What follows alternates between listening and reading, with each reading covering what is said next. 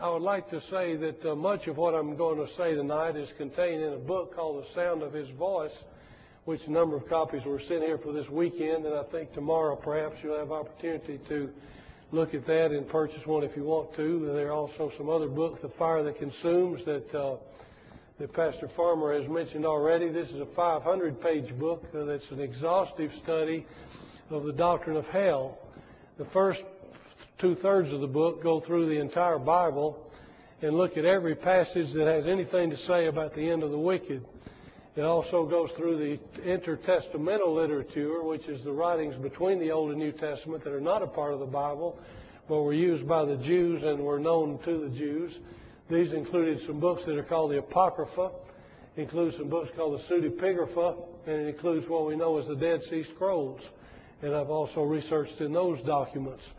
And then it goes through all of the New Testament, and then at that point in the process of this book, which I'll say more about a little later, at that point in my own study, I said, my goodness, the Bible doesn't teach what I always thought it taught. Where in the world did the traditional idea come from that nearly everybody believes?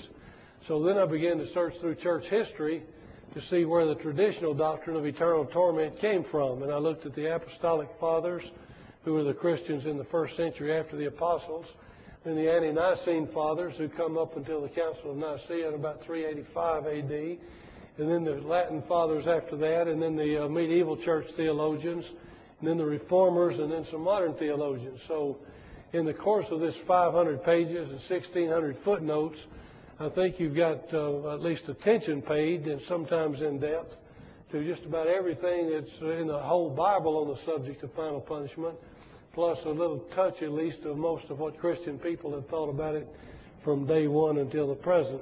There'll be some copies of that book here tomorrow. Then there's a smaller book on the same subject called Two Views of Hell, which, like the title sounds like, has my view and another view. And each of us present our view, and each of us respond to the other view, and so there's some of those available as well.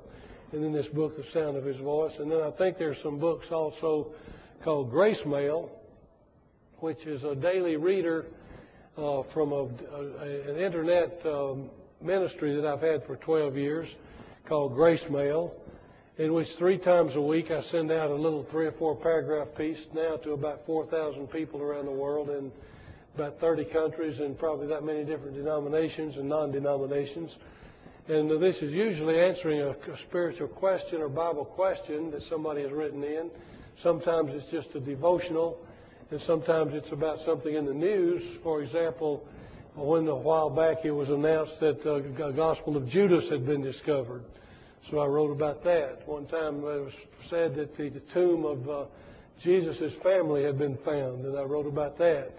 One time they found what are probably the bones of James, or a bone box that belonged to James, and I wrote about that. And so whatever's in the news that has to do with faith and religion and science and so forth, I try to touch on that as well. But those, I just mentioned those, but I want to encourage all of you to take advantage of another resource that doesn't cost anything to you. It costs me, but that's another subject. And that is my website. It's easy to remember. If you can remember Edward Fudge, just add COM to it, edwardfudge.com. And if you go there, there are thousands of pages of resources, including about 1,200 or 1,400 archived grace mails, plus about 12 books that I have online there, plus much, much else, worship aids and all sermon outlines and all kinds of things. But if you want to subscribe to Grace Mail 3 times a week, free, you can do that on the website. And if you don't like it at some point, just write back and say unsubscribe. Didn't cost you anything. You'll always get your money's worth. And you can quit anytime you want to. So there's totally no risk.